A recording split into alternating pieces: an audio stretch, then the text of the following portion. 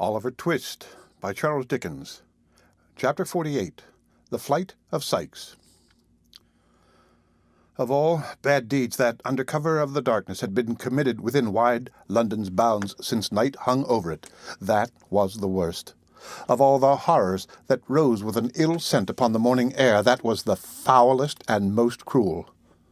The sun, the bright sun that brings back not light alone, but new life and hope and freshness to man, burst upon the crowded city in clear and radiant glory. Through costly coloured glass and paper-mended window, through cathedral dome and rotten crevice, it shed its equal ray. It lighted up the room where the murdered woman lay. It did. He tried to shut it out, but it would stream in. If the sight had been a ghastly one in the dull morning, what was it now in all that brilliant light? He had not moved. He had been afraid to stir. There had been a moan and motion of the hand, and with terror added to rage he had struck and struck again. Once he threw a rug over it, but it was worse to fancy the eyes, and imagine them moving towards him, than to see them glaring upward, as if watching the reflection of the pool of gore that quivered and danced in the sunlight on the ceiling. He had plucked it off again, and there was the body. Mere flesh and blood, no more, but such flesh and so much blood. He struck a light, kindled a fire, and thrust the club into it. There was hair upon the end, which blazed and shrunk into a light cinder, and, caught by the air, whirled up the chimney. Even that frightened him, sturdy as he was, but he held the weapon till it broke, and then piled it on the coals to burn away and smoulder into ashes. He washed himself and rubbed his clothes. There were spots that would not be removed, but he cut the pieces out and burnt them. How those stains were dispersed about the room! The very feet of the dog were bloody. All this time he had never once turned his back upon the corpse, no, not for a moment. Such preparations completed, he moved backward towards the door, dragging the dog with him, lest he should soil his feet anew and carry out new evidence of the crime into the streets. He shut the door softly, locked it, took the key, and left the house. He crossed over and glanced up at the window to be sure that nothing was visible from the outside. There was the curtain still drawn, which she would have opened to admit the light she never saw again. It lay nearly under there. He knew that. God, how the sun poured down upon the very spot! The glance was instantaneous. It was a relief to have got free of the room. He whistled on the dog and walked rapidly away. He went through Islington, strode up the hill at Highgate on which stands the stone in honour of Whittington, turned down to Highgate Hill, unsteady of purpose and uncertain where to go, struck off to the right again almost as soon, and taking the footpath across the fields, skirted Cane Wood, and so came upon Hampstead Heath. Traversing the hollow by the Vale of Heath, he mounted the opposite bank, and crossing the road which joins the villages of Hampstead and Highgate, made along the remaining portion of the heath to the fields at North End, in one of which he laid himself down under a hedge and slept. Soon he was up again, and away. Not far into the country, but back towards London by the high road, and then back again. Then over and another part of the same ground as he already traversed, then wandering up and down in fields, and lying on ditches' brinks to rest, and starting up to make for some other spot and do the same and ramble on again. Where could he go that was near and not too public to get some meat and drink? Hendon. That was a good place, not far off, and out of most people's way. Thither he directed his steps, running sometimes, and sometimes with a strange perversity, loitering at a snail's pace, or stopping altogether and idly breaking the hedges with a stick. But when he got there, all the people he met, the very children at the doors, seemed to view him with suspicion. Back he turned again, without the courage to purchase bit or drop, though he had tasted no food for many hours, and once more he lingered on the heath, uncertain where to go. He wandered over miles and miles of ground, and still came back to the old place. Morning and noon had passed, and the day was on the wane, and still he rambled to and fro, and up and down, and round, and still lingered about the same spot. At last he got away, and shaped his course for Hatfield. It was 9 o'clock at night, when the man, quite tired out, and the dog, limping and lame from the unaccustomed exercise, turned down the hill by the church of the quiet village, and, plodding along the little street, crept into a small public house, whose scanty light had guided them to the spot. There was a fire in the tap-room, and some country labourers were drinking before it. They made room for the stranger, but He sat down in the furthest corner and ate and drank alone, or rather with his dog, to whom he cast a morsel of food from time to time. The conversation of the men assembled here turned upon the neighbouring land and farmers, and when those topics were exhausted, upon the age of some old man who had been buried on the previous Sunday. The young men present considering him very old, and the old men present declaring him to have been quite young. Not older, one white-haired grandfather said, than he was, with 10 or 15 years of life in him at least, if he had taken care. If he had taken care. There was nothing to attract attention or excite alarm in this. The robber, after paying his reckoning, sat silent and unnoticed in his corner, and had almost dropped asleep when he was half awakened by the noisy entrance of a newcomer. This was an antic fellow, half peddler and half mountebank, who travelled about the country on foot to vend hones, strops, razors, washballs, harness paste, medicine for dogs and horses, cheap perfumery, cosmetics, and such like wares, which he carried in a case slung to his back.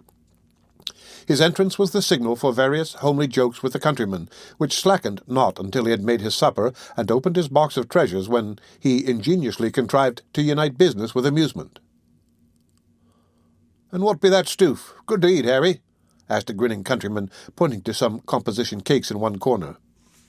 "This," said the fellow, producing one, "this is the infallible and invaluable composition for removing all sorts of stain, rust, dirt, mildew, spick, speck, spot, or spatter from silk, satin, linen, cambric, cloth, crepe stuff, carpet, merino, muslin, bombazine, or woolen stuff. Wine stains, fruit stains, beer stains, water stains, paint stains, pitch stains, any stains, all came out at one rub with the infallible and invaluable composition. If a lady stains her honour, she has only need to swallow one cake and she's cured at once, for it's poison. If a gentleman wants to prove this, he has only need to bolt one little square, and he has put it beyond question, for it's quite as satisfactory as a pistol bullet, and a great deal nastier in the flavour. Consequently, the more credit in taking it. 1 penny a square. With all these virtues, 1 penny a square." There were 2 buyers directly, and more of the listeners plainly hesitated. The vendor, observing this, increased in loquacity. "It's all bought up as fast as it can be made," said the fellow. "There are 14 water mills, 6 steam engines, and a galvanic battery, always a-working upon it, and they can't make it fast enough, though the men work so hard that they die off, and the widows is pensioned directly with £20 a year for each of the children, and a premium of 50 for twins.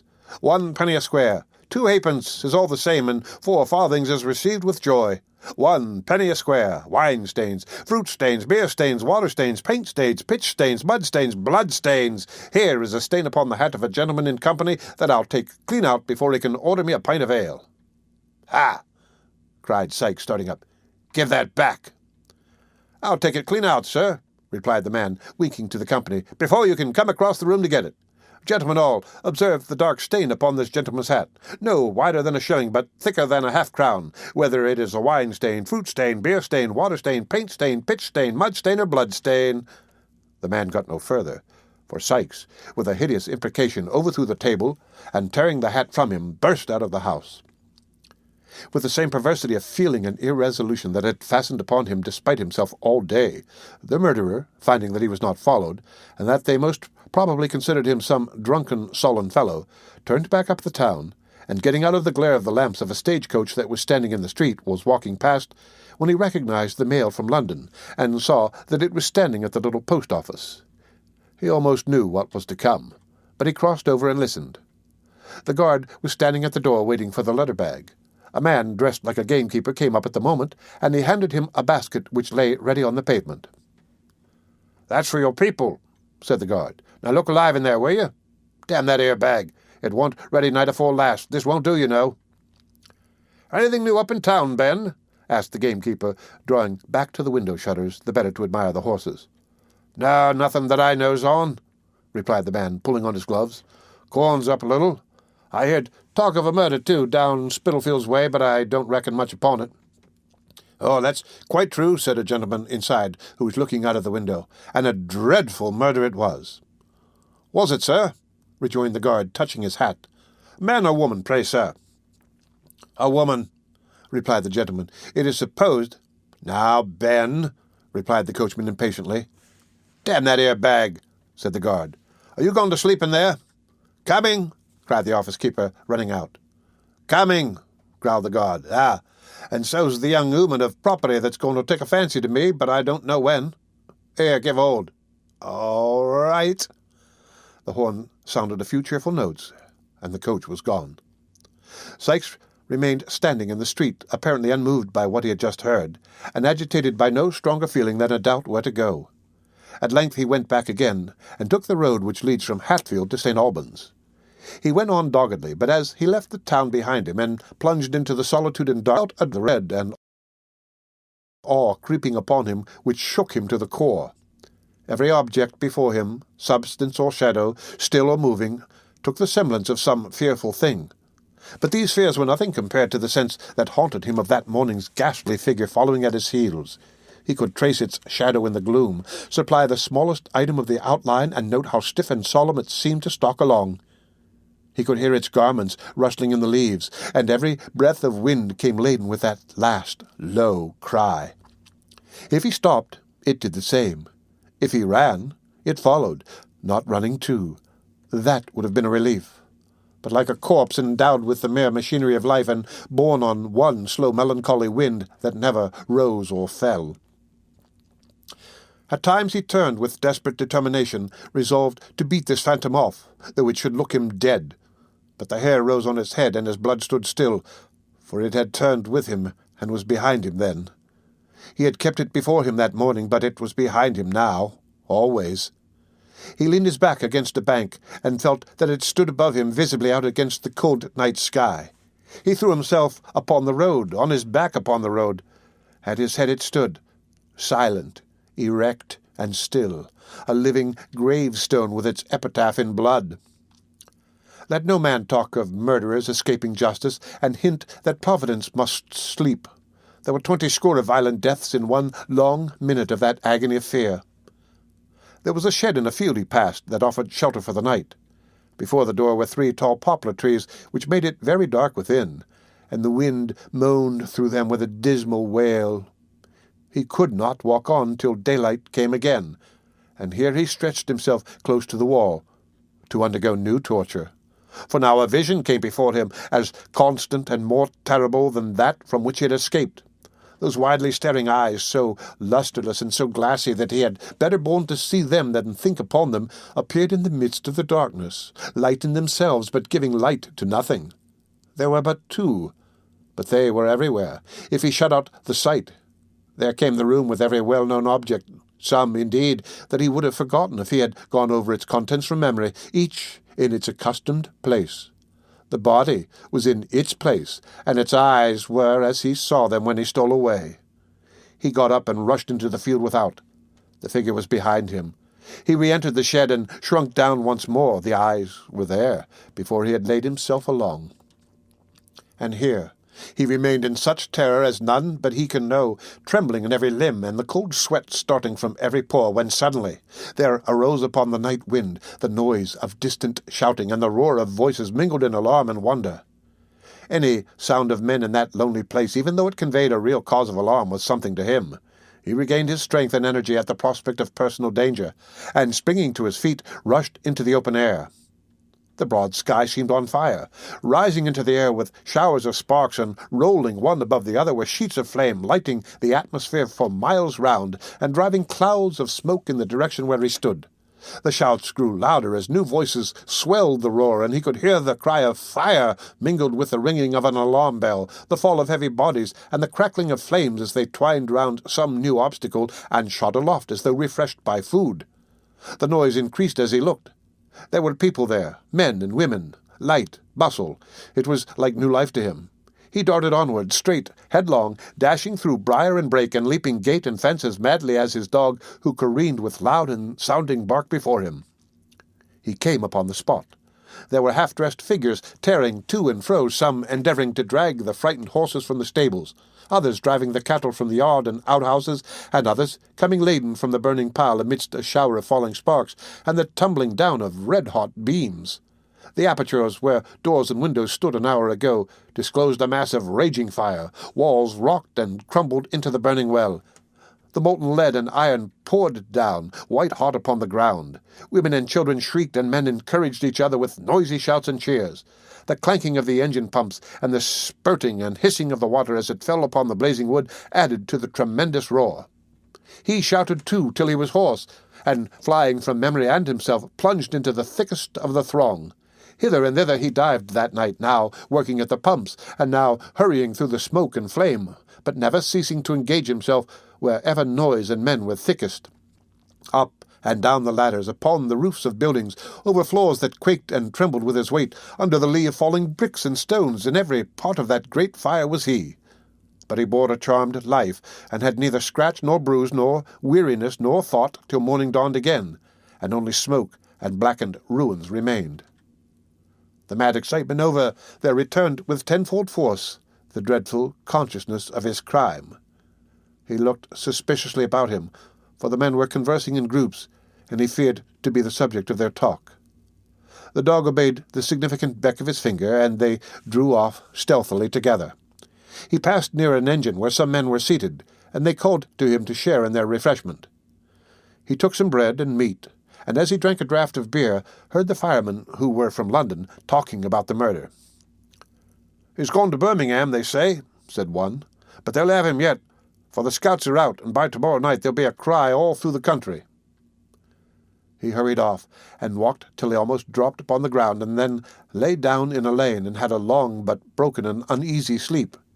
He wandered on again, irresolute and undecided, and oppressed with the fear of another solitary night. Suddenly, he took the desperate resolution of going back to London. "There's somebody to speak to there, at all event," he thought. "Good hiding place, too. They'll never expect to nab me there after this country scent. Or can I lie by for a week or so, and, forcing Blunt from Fagin, get abroad to France? Damn me, I'll risk it."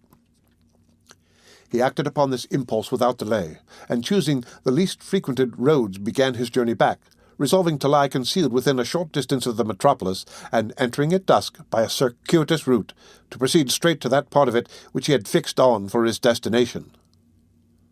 The dog, though, if any description of him were out, it would not be forgotten that the dog was missing, and had probably gone with him. This might lead to his apprehension as he passed along the streets. He resolved to drown him, and walked on, looking about for a pond, picking up a heavy stone and tying it to his handkerchief as he went. The animal looked up into his master's face while these preparations were making. Whether his instinct apprehended something of their purpose, or the robber's sidelong look at him was sterner than ordinary, he skulked a little farther in the rear than usual, and cowered as he came more slowly along. When his master halted at the brink of a pool, and looked round to call him, he stopped outright. "Did you hear me? Come here," cried Sikes. The animal came up from the very force of habit. But as Sikes stooped to attach the handkerchief to his throat, he uttered a low growl and started back. "Come back," said the robber. The dog wagged his tail, but moved not. Sikes made a running noose, and called him again. The dog advanced, retreated, paused an instant, and scoured away at his hardest speed. The man whistled again, and sat down and awaited in the expectation that he would return. But no dog appeared, and at length he resumed his journey. The end of chapter 48 of Oliver Twist.